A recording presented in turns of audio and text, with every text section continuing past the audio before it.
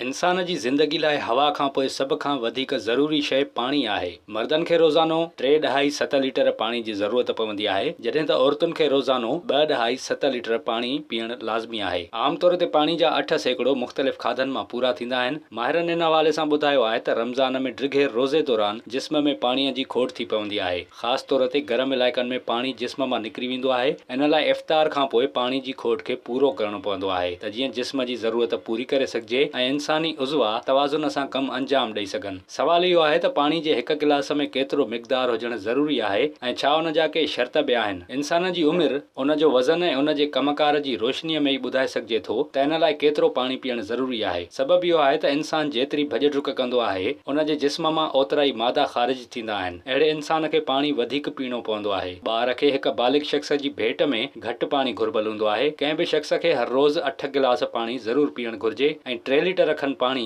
इंसानी जिस्म लाइ ज़रूरी आहे। खाद खुराक जा माहिर चवनि था त पाणी आहिस्ते आहिस्ते पीअणु घुर्जे, जीअं जिस्म उन मां फ़ाइदो वठी सघे। पाणीअ जो गर्मीपद हाज़मे जे निज़ाम ते असरअंदाज़ नाहे थींदो। अहम इहो नाहे त अव्हां गरम पाणी पियो, ज़रूरी इहो आहे त अव्हां पाणी पियो। घटि वक़्त में घणो पाणी बि न पीअणु घुर्जे। ईअं करण सां जिस्म में पाणीअ मां फूड पॉइज़निंग जो ख़तरो वधी वेंदो आहे। विज़िट कयो अवामी आवाज़ मीडिया ग्रुप जी वेबसाइट awamiawaz.pk